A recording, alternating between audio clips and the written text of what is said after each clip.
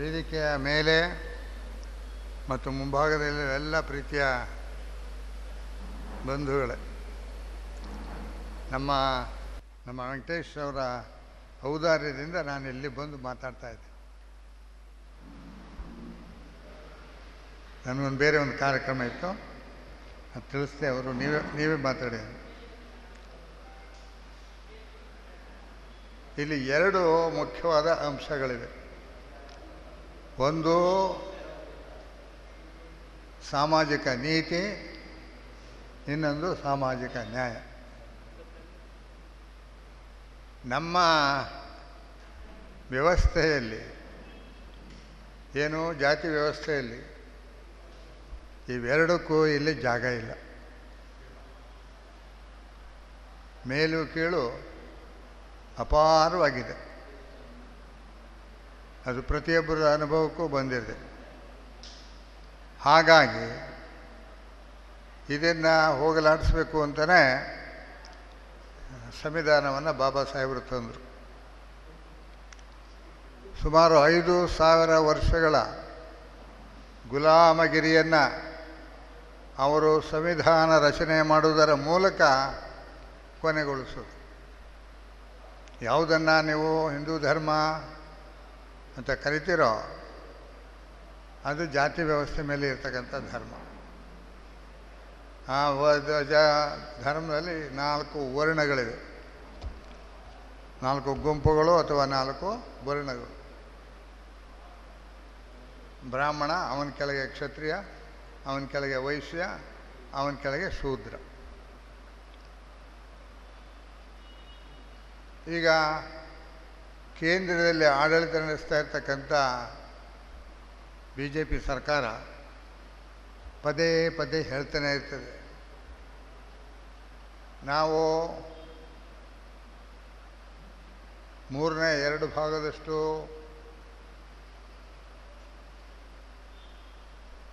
ಮತವನ್ನು ಗಳಿಸಿದ್ರೆ ನಾವು ಸಂವಿಧಾನವನ್ನು ಬದಲಾಯಿಸ್ತೀವಿ ಅಂತ. ಈಗಿನ ಸಂವಿಧಾನದಲ್ಲಿ ಸಮಾನತೆ, ಸ್ವಾತಂತ್ರ್ಯ, ಸಹೋದರತೆ ಮತ್ತು ಸಾಮಾಜಿಕ ನ್ಯಾಯ ಇದೆ. ಸಂವಿಧಾನ ಇದ್ರೆ ಮನುಸ್ಮೃತಿಯನ್ನು ಇಲ್ಲಿರೋರು ಎಷ್ಟು ಜನ ಓದಿದ್ದೀರಿ?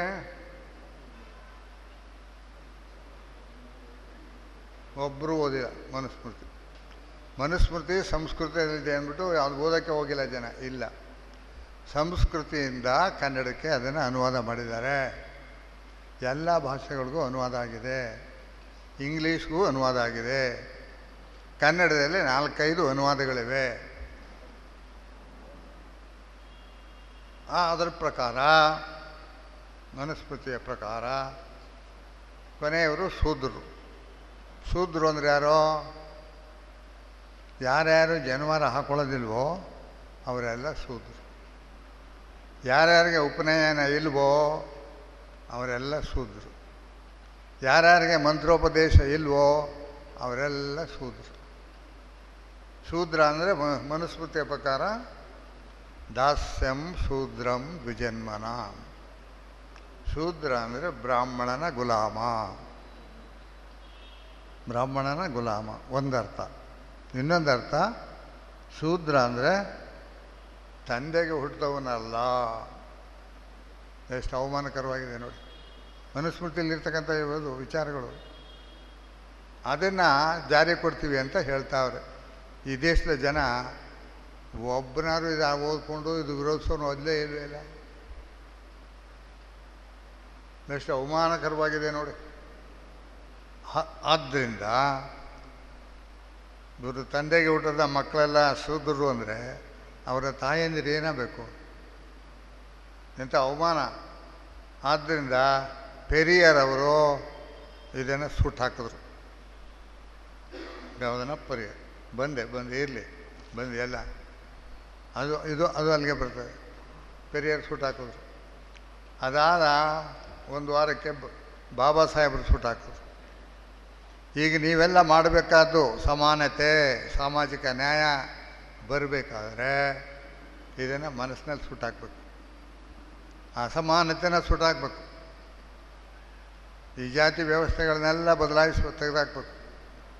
ಆಗ ಮಾತ್ರ ಸಾಮಾಜಿಕ ನ್ಯಾಯ, ಸಾಮಾಜಿಕ ನೀತಿ ಇವುಗಳಿಗೆ ಅರ್ಥ ಬರ್ತದೆ ಹೊರತು ಅದು ಜಾರಿಗೆ ಬರ್ತದೆ ಹೊರತು ಅದು ಬರೋದಿಲ್ಲ.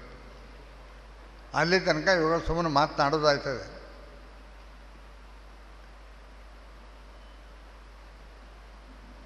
ನೀವು ಯಾವ್ಯಾವ ದೇವರುಗಳನ್ನ ನಂಬಿದರೋ ಆ ಎಲ್ಲ ದೇವರುಗಳು ಚಾತುರ್ವರ್ಣದ ಪರವಾಗಿರೋರೆ. ಭಗವದ್ಗೀತೆ ಅಂತಾರೆ, ಭಗವದ್ಗೀತೆಯಲ್ಲಿ ಕೃಷ್ಣ ಏನು ಹೇಳ್ತಾನೆ, ಚಾತುರ್ವರ್ಣ ಮಯಾ ಸೃಷ್ಟಂ, ಚಾತುರ್ವರ್ಣವನ್ನು ನಾನೇ ಸೃಷ್ಟಿ ಮಾಡಿದೆ ಅಂತಾರೆ ನಾವು, ಮೇಲೂ ಕೀಳ. ಆಮೇಲೆ ವಾಲ್ಮೀಕಿ ರಾಮಾಯಣದಲ್ಲಿ ಏನು ಹೇಳ್ತಾನೆ, ರಾಮ ಚಾತುರ್ವರ್ಣಸ್ಯ ರಕ್ಷಿತ, ಚಾತುರ್ವರ್ಣವನ್ನು ರಾಮ ರಕ್ಷಣೆ ಮಾಡ್ತಿದ್ದ. ಅಂದರೆ ಅವತ್ತಿಂದ ಇವತ್ತುವರೆಗೂ ಕಳೆದ ಸಾವಿರಾರು ವರ್ಷಗಳಿಂದ ಮೇಲೂ ಕೀಳಿದೆ. ಈ ಶೂದ್ರರು ಅಂತ, ಶೂದ್ರರು ಎಷ್ಟು ಜನಾಂಗ, ಇವರ ಪರ್ಸೆಂಟೇಜ್ ಎಷ್ಟಿದೆ? ಇವರು 100ಕ್ಕೆ 95 ಭಾಗ ಇದ್ದಾರೆ. 100ಕ್ಕೆ 95 ಭಾಗ. ಇವ್ರಿಗೆ ಇದು ನಮ್ಗೆ ಅವಮಾನ ಅಂತಲೇ ಅರ್ಥವಾಗಿಲ್ಲ.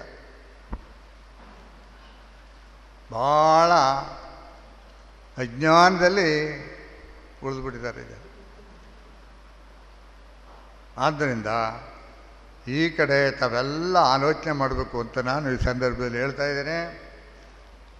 ಇದು ಸಾಮಾಜಿಕ ನ್ಯಾಯ ನಾವು ತರಲೇಬೇಕು ಅಂತ ಅಂದರೆ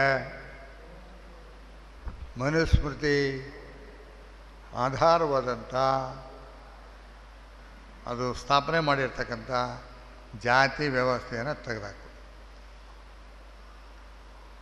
ಇಲ್ಲಿ ಎಲ್ರಿಗೂ ರಕ್ತಗತ ಒಬ್ಬರಿಂದ ಜಾತಿ ವ್ಯವಸ್ಥೆ, ಪ್ರತಿಯೊಬ್ಬರೂ ಅದನ್ನು ದಾಟೋರೇ ಇಲ್ಲ. ಏನೋ ಒಂದು ಕೋಟಿಲಿ ಒಬ್ಬ ಸಿಗ್ಬೋದೇನೋ, ಒಬ್ಬ ಬಾಬಾ ಸಾಹೇಬರು, ಒಬ್ಬ ಪೆರಿಯಾರು, ಒಬ್ಬ ಕುವೆಂಪು, ಒಬ್ಬರು ಕನಕದಾಸರು. ಜಾತಿ ಅಂತೆಲ್ಲ, ನಿಮ್ಮ ಜಾತಿ ಏನಾದರೂ ಗೊತ್ತಾ ಅಂತ ಕನಕದಾಸರು ಕೇಳಿದ್ರೆ ಅದ್ಭುತವಾದ. ಆಮೇಲೆ ಕನಕದಾಸ ಎಷ್ಟು ದೊಡ್ಡ ವ್ಯಕ್ತಿ ಅಂತ ಅಂದರೆ, ಮಾದಾರ ಸೇವಕ ನಾನು, ವಲಯರ ಸೇವಕ ನಾನು ಅಂತ ಹೇಳ್ತಾರೆ. ಎಂಥ ಮಾತು ಅದು, ಎಷ್ಟು ದೊಡ್ಡ ಮತನ. ಇತರನ್ನ ಕಾಪಾಡೋನೋದು ದೊಡ್ಡ ವ್ಯಕ್ತಿನೇ ಹೊರತು ಸಾಯಿಸೋನು ದೊಡ್ಡ ವ್ಯಕ್ತಿ ಅಲ್ಲ.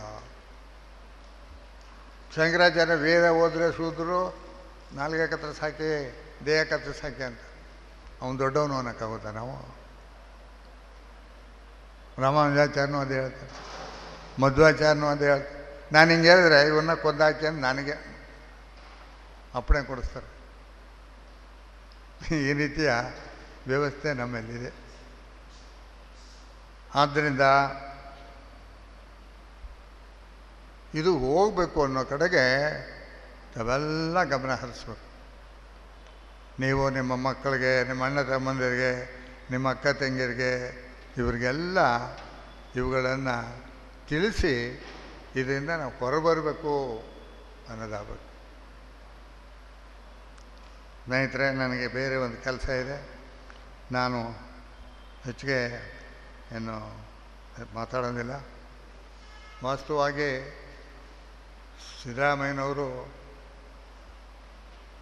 JDSಲ್ಲಿದ್ದಾಗಲೇ ನಾನು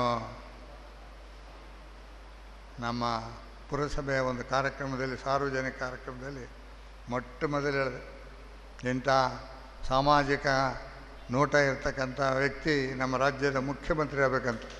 ಇಡೀ ರಾಜ್ಯದಲ್ಲಿ ಮೊಟ್ಟ ಮೊದಲು ಮುಖ್ಯಮಂತ್ರಿ ಆಗಬೇಕು ಅಂತ ಹೇಳಿದವನು ನಾನು. ಅದಾದಮೇಲೆ ನಮ್ಮ ಕಲಾಮಂದಿರದಲ್ಲಿ ಇನ್ನೊಂದು ಕಾರ್ಯಕ್ರಮ ನಡೀತು, ಅಲ್ಲೂ ಅದೇ ಮಾತಾಡಿದೆ. ಫಸ್ಟ್ ಹೇಳಿದೆ, ಅವರ ಅವಧಿಯಲ್ಲಿ ಸರ್ಕಾರ ಚೆನ್ನಾಗಿ ನಡೆದಿದೆ, ಯಾವ ತೊಂದರೆಗಳು ಆಗಿಲ್ಲ. ಹಾಗಾಗಿ ನಾವೆಲ್ಲ ಈ ಜಾತಿ ವ್ಯವಸ್ಥೆಯ ಮೇಲು ಕೀಳಿನ ಭೇದ ಭಾವನೆಯನ್ನು ತೆಗೆಯುವ ಕೆಲಸವನ್ನು ಭಾಳ ನಿಷ್ಠುರವಾಗಿ ಮಾಡಬೇಕಾಗಿದೆ ಅಂತ ಈ ಸಂದರ್ಭದಲ್ಲಿ ಹೇಳಿ, ಇಂಥ ಒಂದು ಕಾರ್ಯಕ್ರಮವನ್ನು ಏರ್ಪಡಿಸಿದಂಥ ನಮ್ಮ ಭೈರಪ್ಪನವ್ರಿಗೆ, ನಮ್ಮ ವೀರೇಶ್ ಅವ್ರಿಗೆ, ನನ್ನ ಮಾತುಗಳು ಕೇಳಿದ ತಮಗೆಲ್ಲ ನನ್ನ ಪ್ರೀತಿಯ ವಂದನೆಗಳನ್ನು ಸಲ್ಲಿಸಿ, ನಾನು ಇನ್ನೊಂದು ಕಾರ್ಯಕ್ರಮ ಇರೋದ್ರಿಂದ ನಾನು ಹೋಗಲಿಕ್ಕೆ ತಾವು ದಯಮಾಡಿ ಅನುಮತಿ ಕೊಡಬೇಕು ಅಂತ ತಮ್ಮಲ್ಲಿ ಪ್ರಾರ್ಥಿಸ್ಕೊಳ್ತಾ ಇದ್ದೆ.